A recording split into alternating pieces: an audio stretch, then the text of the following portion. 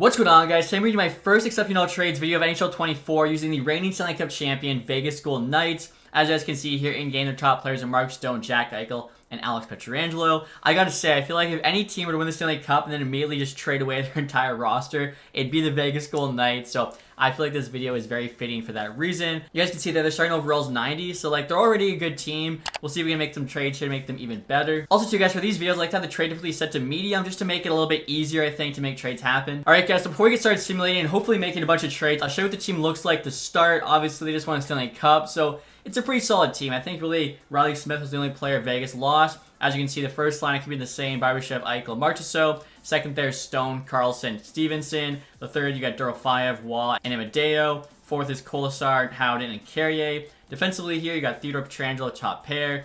Haig, Martinez, McNabb, and Whitecloud.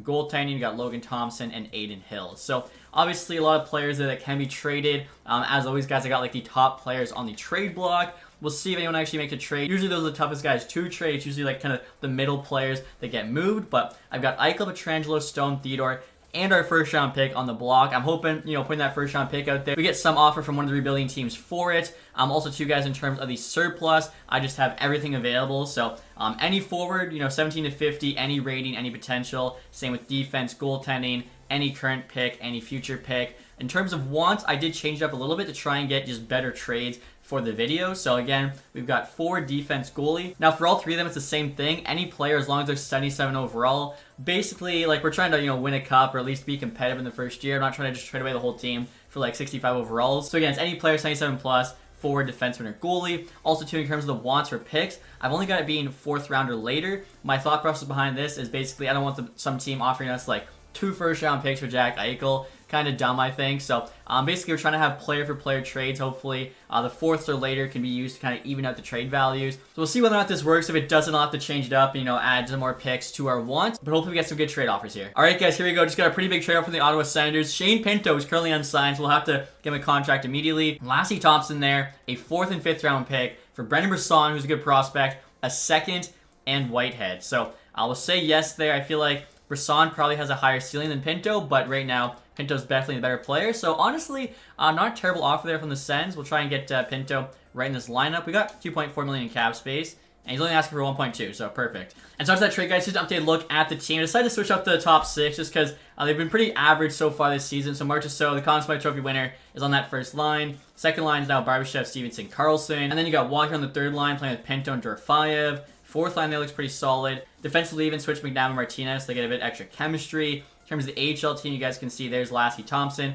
I realized I totally forgot to show like the player range potentials before I accepted the trade. I think I was so excited, but you can see Lassie Thompson, 2377, low top 4, so nothing too special. Shane Pinto here, 2282, medium top 6. Again, it's a pretty solid player. And if you guys are curious, Brendan Brisson in-game, 76 overall, medium top 6. So that trade definitely worked in our favor. We'll see if we get any other offers here heading towards the deadline. And as I say that, immediately we get one. The Ducks, Sam Carrick in a 6th, or Amadeo. I'm going to make sure not to auto-accept this one. So I just showed you guys Amadeo there, 80 overall. I think Carrick's like a 78. He's a 77. So not an ideal trade, but that's all right. Another trade offer here. A 6th round pick for William Carrier. I thought he'd have more value than that. That's why I had like, the 4th plus pick wants on. All right. Luckily we have, I think, an extra player. If I want to say Paul Cotter was scratched. So he'll fill in, but definitely a little bit annoying when you have to trade like a roster player for a late pick. And we just got another trade over here, guys. The Montreal Canadiens, Kovacevic, a 6th and a 7th for Denisenko. I actually totally forgot Vegas got Denisenko off waivers, which is pretty crazy. Like, he's a solid prospect. A little bit older now, still hasn't broken in the NHL. You guys can see in game 2377, medium top 6. Kovacevic, 2678. So doesn't quite crack our top 6 defense yet, but if we do make a trade, we'll definitely use them. This is insane, guys. The AIGM's just taking advantage of us. They're dumping Cal Peterson's $5 million contract onto us. That's straight salary cap dump. Mark Stahl, Nick Deslauriers, another cap dump, and a 5th for Martinez. Martinez is actually a good player. How did we get this bad of an offer? This is unreal. Deslauriers, 78. He has truculence, but 1.7 for the next 3 years. Peterson's a 79, making $5 million for 2. Even Stahl's really not that great, so that is a terrible offer. If we do this, we put Peterson through waivers, which is fine. Hopefully someone picks him up. Actually, guys, right here's a moment of truth. Does someone pick up Peterson?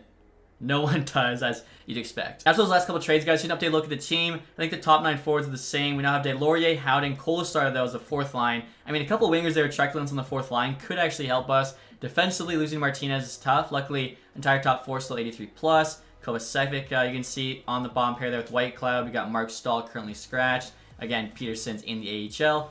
Hopefully this team can make the playoffs. I think I saw, like, right now, they're actually, I guess they're tied for a wild card spot. We'll see what happens. All right, guys, we just got a pretty big trade up here from the Calgary Flames. Chris Tanev in a 4th for Ivan Barbashev. So we lose one of our top 6 forwards. Obviously, Barbashev played great for them. They're Stanley Cup run, which is why they, extended him $5 million. So far this year, he's got 18 points, 25 games. Chris Tanev, though, a very solid defensive defenseman. He's got a few X factors, 85 overall, 92 D awareness, 93 shot block, 91 stick check. So yeah, he should be able to shut it down in front of the net. We also pick up a 4th round pick. The value was on their side as well. So we'll do that trade, and very curious to see what happens after that. All right, guys, here we go. Pittsburgh offering us Lars Eller, Will Butcher for Edstrom and Primo. We actually could use Lars Eller, I think, in the bottom 6. Butcher, I don't think will make our top 6 defenseman. Yeah, 78s in the AHL, stay there. Eller, though, 81 overall. Good in the faceoff circle. He's got quick draw. Edstrom there, 68 prospect, medium top 6 potential.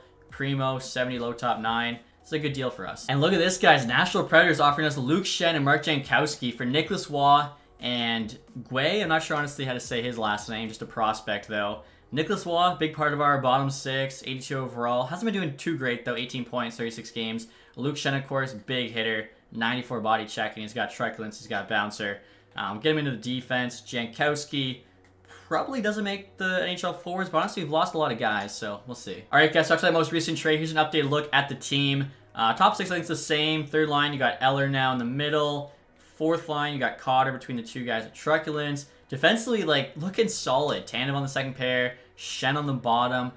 Tough team to play against for sure. One thing I actually want to do is try and send some guys down to the minors. If we lose them, then honestly it's fine. But basically, if I clear up some more cap space, I think that'll just help with making trades happen. So Jankowski, Kovacevic are not being used. They get claimed. It's fine. Neither of them do. So yeah, we got 1.6 million in cap space now. Just a little bit of wiggle room for whatever trades come our way. I'm just going to offer you guys the Pittsburgh Penguins. Matt Nieto with 2 4ths for Chaika there and Hemmerling. All right. So Chaika's a solid defensive prospect.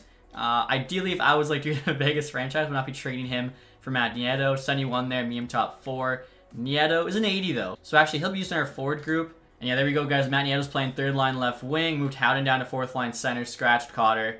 We'll see how this does. And it's only January, so still have, like, a couple more months to get trades. Plus, of course, the deadline. Okay, guys, this is kind of funny. So we're actually flipping Shane Pinto and Nick Delorier, both of who we got this year, for Nick Paul from the Tampa Bay Lightning. This is an interesting one for the Lightning. They actually save about $1 million in cap space. Nick Paul here, 82 overall.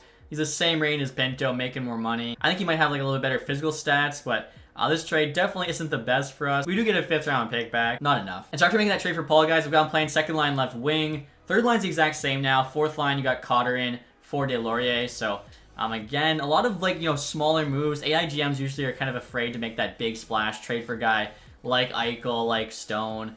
Even our 1st round pick, we've had on the block all year. No one's made us an offer for it, but I'm hoping when we get to the deadline, teams know they're not making the playoffs, then they'll, trade away somebody on an expiring deal for that first. Speaking of, Anthony Duclair, that's a pretty good player game for the Sharks. For Babe McNabb and Matt Nieto. Matt Nieto used to play for the Sharks. We also get Simek there. This is an interesting one. I think this is actually a really good trade for us. Forward group's definitely been depleted quite a bit. Duclair is 84 overall. He's got 28 points on the year. Simek's a 78, so we could use him if we really need a defenseman. I think we probably have somebody higher rated.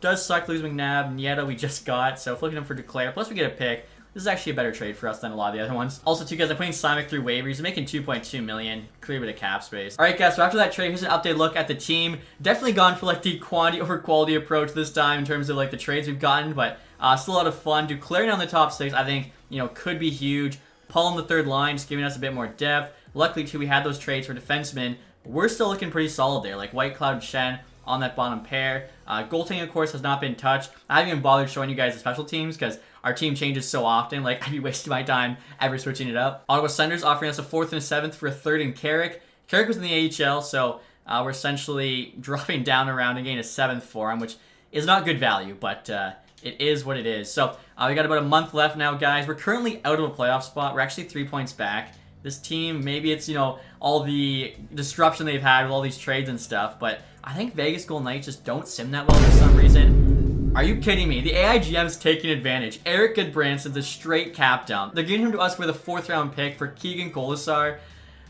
Goodbranson would cost, at that contract, $4 million for the next 3 years. He would cost at least 2 first round picks to get somebody to take his contract. The fact they're giving us a 4th, and they're taking Colasar, who's like a decent 4th liner. This is highway robbery here by the Blue Jackets. So it really sucks we have to accept this. Also, too, we're apparently going to lose Howden to waivers potentially. Oh my goodness.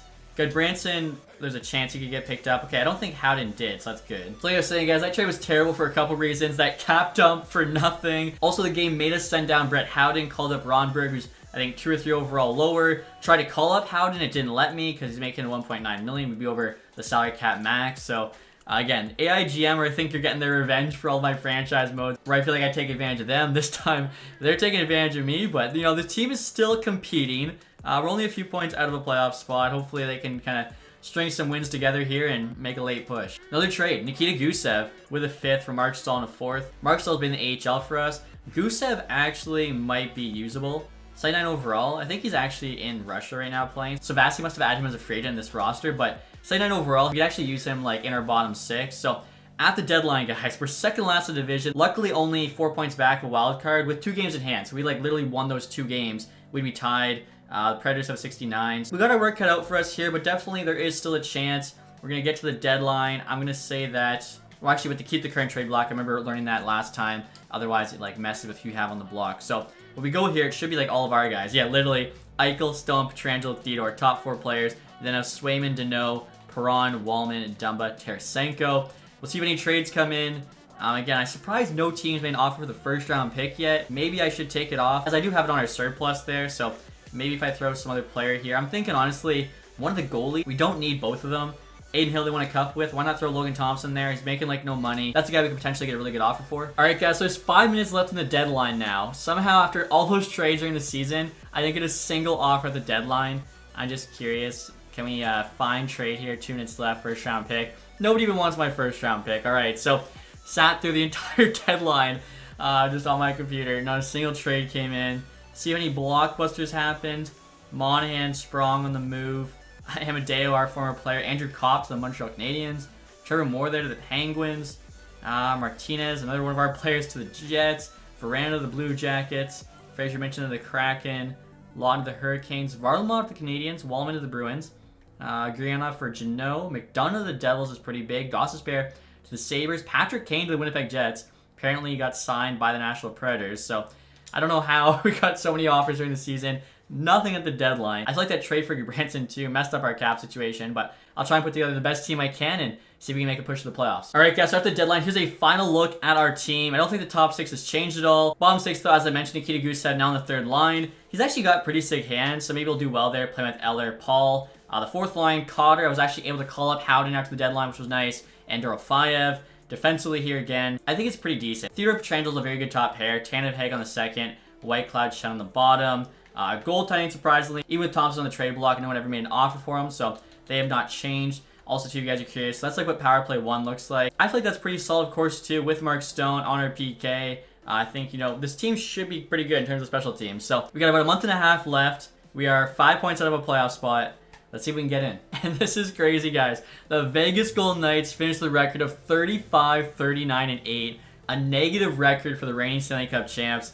Again, I just don't think this game likes Vegas in the sim for whatever reason. Like, they have decent goaltending, solid defense, 2nd last in the division, 10 points back. The Ducks. The Ducks finished with 88 points. It's hilarious. The Stars actually the exact same amount of points in the Central. So I don't even think it really mattered the trades you made because that was mostly like kind of the bottom half of the team. The star players, the goaltending all stayed the same. Stone their leading scorer, 74 points. I'll show you guys too why I think the game just doesn't like the Vegas Golden Knights. We had an A head coach. The stat chemistry there, 55%, probably has to do with the fact we're constantly making trades. I think at the start of the year, it was in the 70s. In terms of the settings, as always, I make sure to have attribute effects that's a 9 out of 10. So basically, this makes it where good teams are supposed to sim better, like the Vegas Golden Knights, and bad teams would sim worse, like the Anaheim Ducks. And unfortunately, it didn't seem to work this time. So I can't believe Vegas Golden Knights there couldn't get in. Like, that's crazy to me. I'll take a look and see how everyone did. Maybe the goaltending didn't show up. I mean, Mark Stone leading scorer, only 74 points, isn't the best. Eichel 73, Mark still 71. So I guess the first line was decent. Carlson, Stevenson 65. Duclair was close to 60. How did he do once he joined our team? 21 and 32. Like, that's not terrible. Theodore definitely should have scored more. Actually, even more than him. Pietrangelo, like, only having 28. I'm not sure why D-Man, you know, couldn't put the puck in the net. Goaltending here, Logan Thompson, 904, 317. Isn't amazing, but it's also, like, not terrible. Again, I think just an unlucky sim for us here. Johnny Gaudreau would have 114 points. Cale Makar as well, 114. Nathan McKinnon, 111. I mean, you got guys scoring. That's pretty crazy. I had scoring set to medium with the shot frequency at high, and these guys are putting up tons of points. McDavid, 108. Ranton and Malkin, 105. Crosby, Marner, Nylander. I've actually never seen that many guys get 100-plus points, I think, with the similar scoring set to medium, especially in the first year. So, pretty crazy. And then you look at our team. We barely put up any points. In terms of goals, Ovi there. Rinzler Richard, 58. Defensive scoring, again, Cale Makar, 114. 101 assists. I mean, move over Bobby Orr, because that guy, the best offensive defenseman of all time. Georgiev at 54 wins. The best save percentage and goals against, though, for a goalie goes to Connor Hellebuck. Also, too, as I'm sure you guys saw, Connor Bedard at 92 points, already in 88. Absolutely tore it up for the Blackhawks. And look at that, guys. The Avalanche finished with 127 points, winning the President's Trophy. You had 16 of the 100+. Where were we in the entire NHL? I mean, Anaheim gets in at 19. Like, how could we not do that well? Like, Vegas team is so much better. We finished 26th. That's crazy. Behind the Philadelphia Flyers.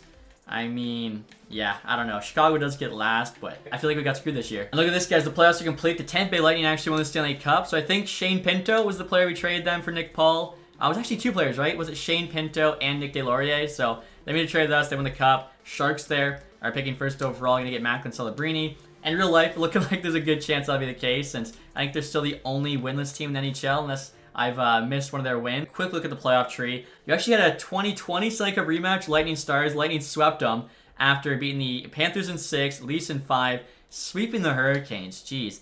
The Lightning were just a wagon in this sim, so good for them. Individual awards here, Gaudreau, Art Ross. Hart, though, goes to Malkin. Makar, of course, James Norris. Also got the Lady Bing. Bedard, Calder. Stamkos, Conn Smythe. I imagine they still don't re-sign him. Hellebuck there, Vezina Trophy along with William Jennings. Fairbury, Bill Masterton. Ducks coach Jack Adams, which makes sense that they get in the playoffs. O'Reilly, Selke. He wins it quite a bit. Malkin, Ted Lindsay. And then the Maurice Richard there goes to Ovechkin. Personally, I'd be giving the Hart Trophy and the Ted Lindsay to Cale Makar with 101 assists, but that's fair, I guess. You know, the voters thought they saw something else. So that's going to do it, guys, for this video. Hopefully you enjoyed it. Let me know in the comment section which team I should use for my next Exceptional Trades video. If you guys enjoyed this one, leave that thumbs up. If you haven't subscribed yet, hit the sub button as well. Thank you guys so much for watching. Have a nice day. Goodbye.